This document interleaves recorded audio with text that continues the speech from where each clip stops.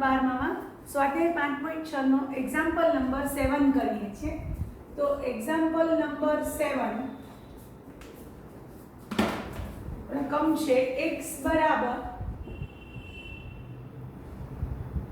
sin cube t by cos 2t નું વર્ગમૂળ, y બરાબર cos cube t by cos 2t નું વર્ગમૂળ.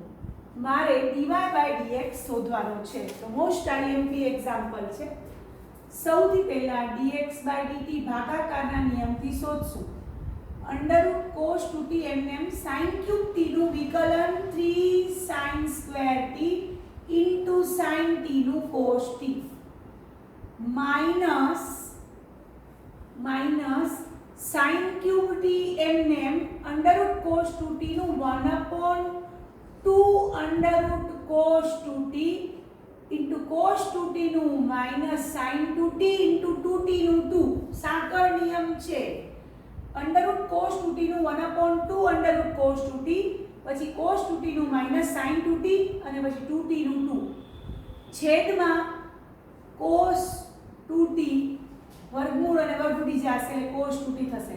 હવે આ 2 ઉડી જાય છે, માઇનસ માઇનસ પ્લસ થઈ જાય છે, અંડરરૂટ cos 2t એમ ગુણાશે એટલે cos 2t આગળ 3 sin square t cos t minus minus plus sin cube t બે તો ઉડી ગયા અને ઇન્ટુ sin 2t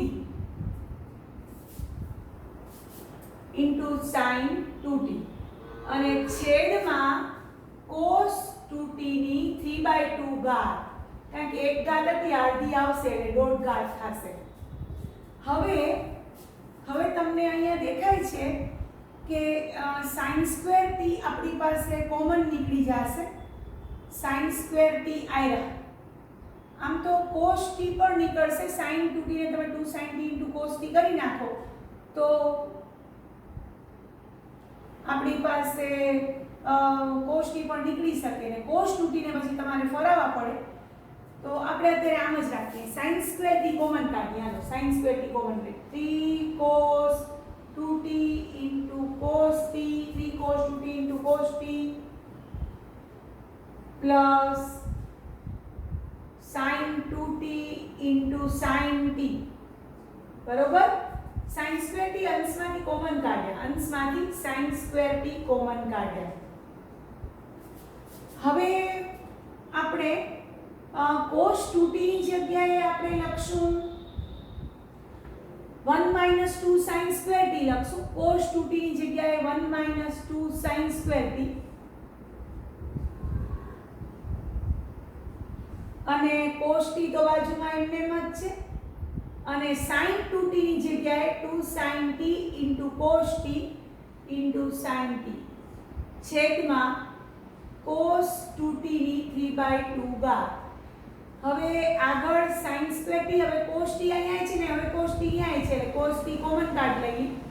અંદર બચશે 3 - 6 sin square t plus 2 sin square t. જો cos t કોમન નીકળી ગયા છે, 3 cos t કોમન નીકળી ગયા છે, 3 - 6 sin સ્ક્વેર t અને અહીંયા cos t કોમન નીકળી ગયા છે પ્લસ 2 sin સ્ક્વેર t આપણા પાસે આવ્યા બાય cos 2t ની 3/2 ઘાત એટલે sin square t into cos t into 3 - 4 sin square t by cos 2t ની 2/3 ઘાત. હવે તમે અંદર જો એક sin t લઈ જઈ શકો તો 3 sin t - 4 sin cube t થઈ જાય તો લઈ શકાય. એક sin t cos t બારે અને અંદર 3 sin t - 4 sin cube t અને છેદમાં cos 2t ની 2/3 ઘાત. આ તમે dx by dt મેળવ્યો અને આ sin 3t નું સૂત્ર છે. આ sin 3t નું સૂત્ર છે sin t cos t sin 3t by cos 2t ની 3/2 ઘાત આ dx/dt આવ્યો. હવે તમે બધા જ વિદ્યાર્થીઓ આ જ પ્રમાણે તમે dy/dt ગોતશો તો dy/dt આવશે. તમારે એટલું યાદ રાખવાનું છે અહીંયા cos 2t ની જગ્યાએ તમે બારે sin2t હતો ને તો તમારે 1 - 2 sin2t મૂકવાના. આમાં બારે cos2t હશે dy/dt માં તો અંદર 2 cos2t - 1 મૂકવાના. તો dy/dt આવશે sin t cos t cos 3t upon cos minus cos 3t આવશે minus cos 3t અને નીચે cos 2t ની 3/2 ઘાત. હવે તમે બંનેનો ભાગાકાર કરશો તો dy/dx બરાબર dy/dt upon dx/dt તો minus cos 3t કારણ કે sin t cos t ઉડી જશે છેદ ઉડી જશે અને બચશે minus cos 3t by sin 3t એટલે minus cot 3t આ એનો જવાબ આવશે. તો બધા જ dx/dt મેં જે મેળવ્યું છે અને cos 2t ની જગ્યાએ મેં 1 - 2 sin2t મૂક્યા sin 2t ની જગ્યાએ 2 sin t cos t મૂક્યા એમ dy/dt માં તમે અહીંયા cos 2t ની જગ્યાએ તમે 1 - 2 sin2t કે બદલે 2 cos2t - 1 મૂકજો કારણ કે બારે cos2t હશે તો અહીંયા 2 cos2t - 1 બાકી sin 2t ની જગ્યાએ તો 2 sin t * cos t. તો તમે દાખલો ગણશો તો આ રીતે એક્ઝામ્પલ નંબર 7 નો dy/dt ઘરેથી મેળવજો. પછી dx/dt અને dy/dt બંને મેળવ્યા પછી dy/dx dy/dt upon dx/dt દ્વારા dy/dx મળશે -cot 3t મળશે. એક્ઝામ્પલ નંબર હવે આપણે 8 કરવા જઈ રહ્યા છીએ. Example number 8 most IMP example છે. x = a કૌંસમાં cos t plus log of 10 t/2 y = a sin t. તો dy/dx મેળવો તો dy/dx મેળવીએ છીએ. સાંકળ નિયમમાં બહુ ધ્યાન રાખવાનું dx/dt એ અચળ છે cos t નું માઈનસ sin t. હવે log અંદર u ધારી લો log u નું 1/10 t/2 અંદર નાને u ધારી લીધું આખાને log u નું 1/u પછી 10 t/2 નું sec² t/2 અને t/2 નું 1/2 આ ભૂલાય નહીં. પેલે આખાને આને u ધારી લો આખાને log u નું 1/u એટલે 1/10 t/2 10 t/2 નું પાછું sec² t/2 અને છેલ્લે t/2 નું 1/2. તો આ રીતે સાંકળ નિયમનો ઉપયોગ આપણે કરીએ છીએ. 10 t/2 1/છે એટલે cos t/2 by sin t/2 થશે. sec² t/2 એટલે 1/cos² t/2 થશે અને 1/2.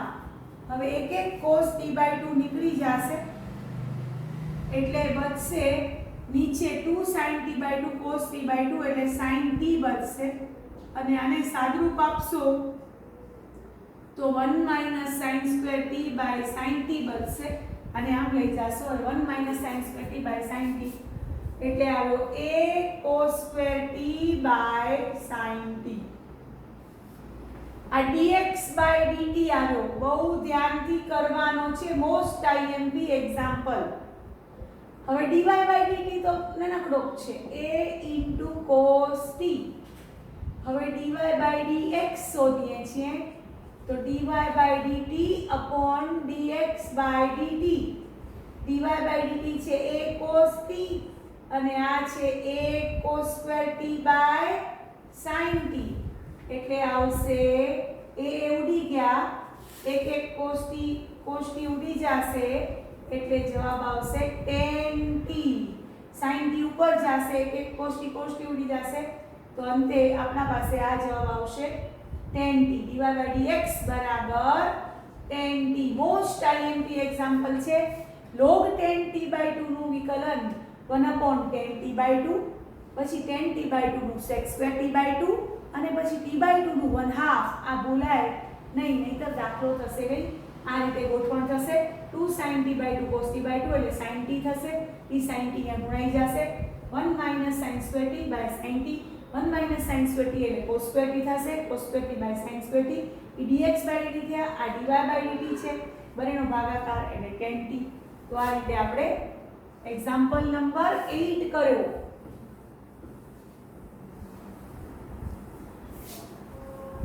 હવે એક્ઝામ્પલ નંબર 9 કરીએ છીએ. Example 9.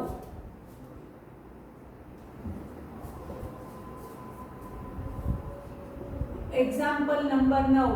x is equal to a sec theta, y is equal to b tan theta, then dy/dx શોધવાનો છે આપણે. dy/dx શોધશું કે dx by d theta. a constant છે, sec theta નું sec theta into tan theta, dy/d theta b અચળ છે, tan theta નું sec² theta,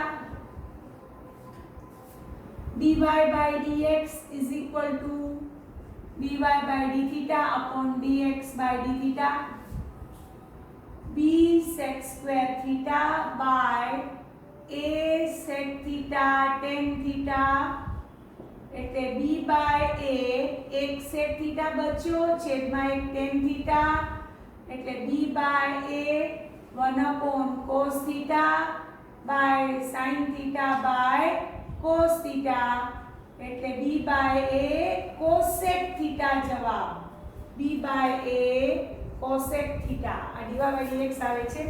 example number 9 કર્યો. હવે એક્ઝામ્પલ નંબર 10 કરીએ છીએ. એક્ઝામ્પલ નંબર 10 સ્વાધ્યાય નંબર 5.6 નો. x બરાબર a into bracket cos theta plus theta sin theta, y is equal to a into bracket sin theta minus theta cos theta. તો dy/dx મેળવો. Most ટાઈમથી example છે. dx by d theta a constant છે, cos theta નું minus sin theta, cos theta નું minus sin theta, પછી theta into sin theta નો ગુણાકારના કાર્ય નિયમ પ્રમાણે theta nm sin theta નું cos theta plus sin theta nm theta નું 1. હવે આ પ્લસ અને માઈનસ બંને sin theta ઉડી ગયા એટલે બચ્યા a theta cos theta. વિકલનમાં ભૂલ, નિશાનીમાં ભૂલ તો બધી માઈનસ નકામી જશે. હવે dy/d theta ગોતીએ છીએ. a કોન્સ્ટન્ટ છે, sin theta નું cos theta વળી ગુણાકારના કાર્ય નિયમથી theta nm cos theta નું minus sin theta બધા કાઉન્સ જરૂરી છે plus cos theta nm theta નું 1.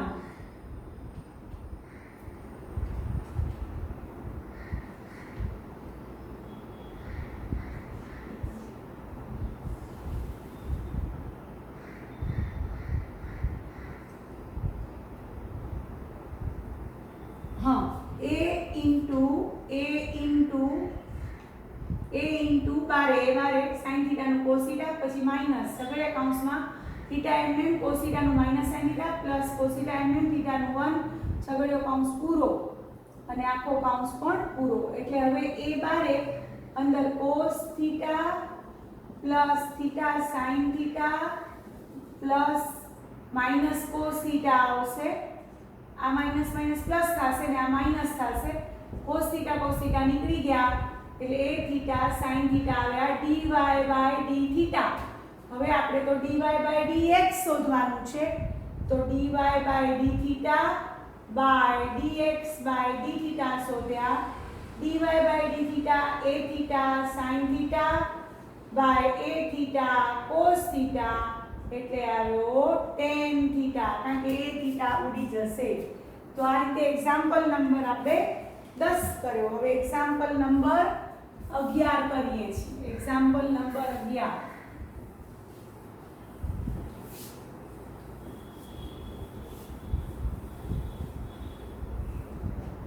એક્ઝામ્પલ નંબર 11 ની રકમ છે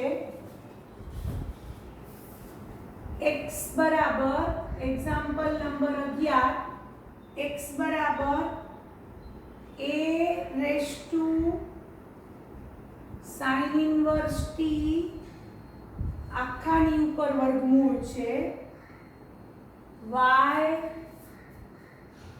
ઇઝ ઇક્વલ ટુ વર્ગમૂળમાં a cos ઇન્વર્સ t છે તો dy by dx બરાબર માઈનસ y by x સાબિત કરો એમ આપ્યું છે તો આપણે x બરાબર a sin ઇન્વર્સ t આખાની ઉપર 1/2 ઘાત કહી શકીએ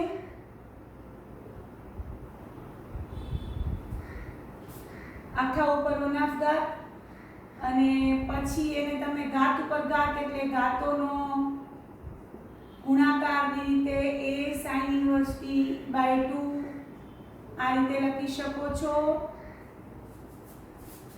એવી જ રીતે y માં પણ a cos ઇન્વર્સ t આખાની ઉપર 1/2 ઘાત લખી શકશું આખા ઉપર છે એટલે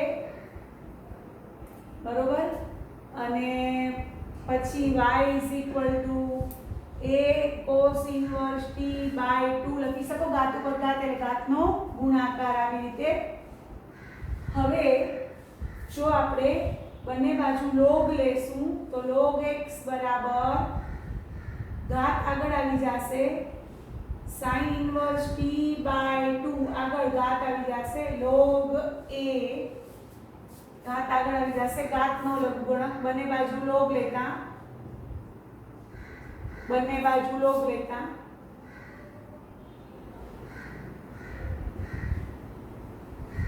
હવે વિકલન કરશું t ને સાપેક્ષ log x નું 1/x dx by dt t ને સાપેક્ષ વિકલન કરતા t ને સાપેક્ષ વિકલન કરતા log x નું 1/x dx by dt અને log a by 2 અચળ છે log a by 2 અચળ છે sin ઇન્વર્સ t નું 1/√1 t સ્ક્વેર એવી જ રીતે અહીંયા પણ બંને બાજુ અને હા છેલ્લે dx by dt લેશું છેલ્લે dx by dt બરાબર x dx by dt બરાબર x log a by 2 1/√1 t square આ dx by dt આવ્યા છે આ dx by dt x ને બાજુ લઈ ગયા આમાં પણ બંને બાજુ log લેતા log y બરાબર ઘાત આગળ cos ઇન્વર્સ t by 2 આગળ બાજુમાં log a હવે t ને સાપેક્ષ વિકલન કરતા log y નું 1/y dy by dt t ને સાપેક્ષ વિકલન છે પહેલા y ને સાપેક્ષ કરી dy by dt કરવાનું પછી વળી log a by 2 અચળ છે cos ઇન્વર્સ t નું માઈનસ કૌંસમાં -1/√1 t square therefore dy by dt બરાબર -y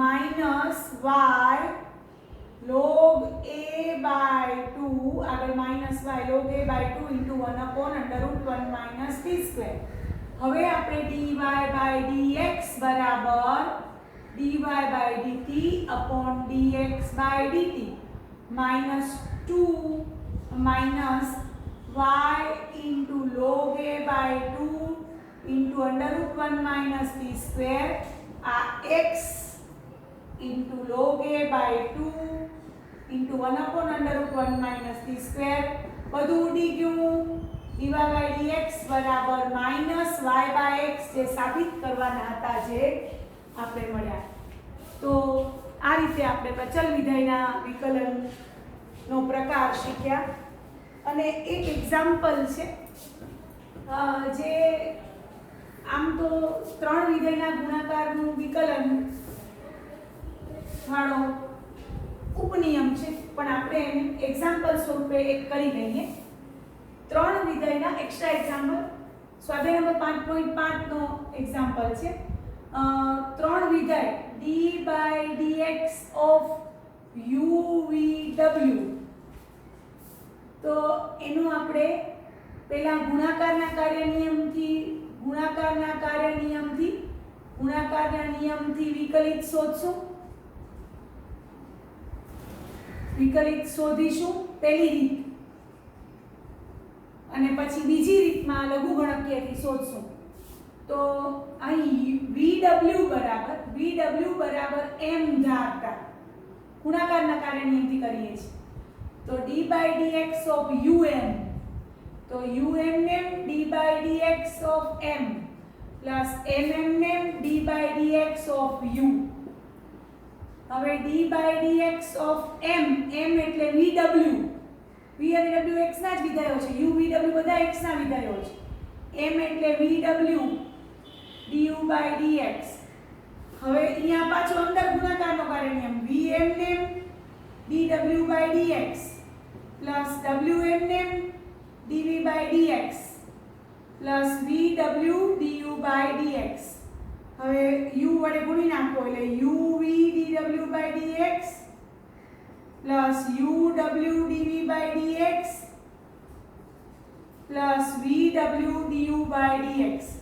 તમને કોઈ પ્રશ્ન પૂછે કે ત્રણ વિધેયના ગુણાકારના વિકલનનું સૂત્ર મેળવો, તો પહેલું બીજું વિધેય એમને ઇન્ટુ ત્રીજાનું વિકલન વત્તા પહેલું ત્રીજું વિધેય એમને ઇન્ટુ બીજાનું વિકલન વત્તા બીજું ત્રીજું વિધેય એમને ઇન્ટુ પહેલાનું વિકલન. આ તો ભલે, પણ ગુણાકારના નિયમથી વિકલિત મેળવો એમ કે ત્રણ વિધેયનું, તો તમારે આ રીતે કરવાનું. હવે રીત 2, બીજી રીતમાં કહે છે કે લઘુગણકીય વિધેયથી મેળવો. લઘુગણકીય વિધેયના વિકલિતથી મેળવો. વિધેયના વિકલિતથી આપણે મેળવીએ. તો આપણે y બરાબર uv w છે, તો બંને બાજુ log લઈએ. log y બરાબર log uv w. હવે લોગમાં સંખ્યાઓનો ગુણાકાર, તો લઘુગણકોનો સરવાળો log u વત્તા log v વત્તા log w. હવે બંને બાજુ x એ સાપેક્ષ વિકલન કરતા લખવાનું, બંને બાજુ x એ સાપેક્ષ વિકલન કરતા 1/y dy by dx બરાબર 1/u into du by dx plus 1/v into dv by dx plus 1/w into dw by dx. કારણ કે u v w બધા x ના વિધેયો છે. હવે dy by dx બરાબર, જો બે રીત કરાવું છું ગુણાકારના કાર્ય નિયમથી, તો આ રીતે ત્રણ વિધેયના ગુણાકારનું વિકલન ગોતા. લઘુગણકની રીતથી ત્રણ વિધેયના ગુણાકારનું વિકલન ગોતા શીખવું છું. ym 1/u into du by dx plus 1/v into dv by dx plus 1/w into dw by dx. હવે y ની કિંમત મૂકો. y એટલે uv w by u into du by dx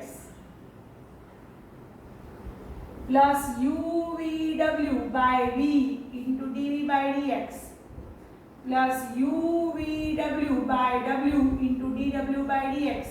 તો ફાઇનલ આન્સર આવશે આ જ આવશે.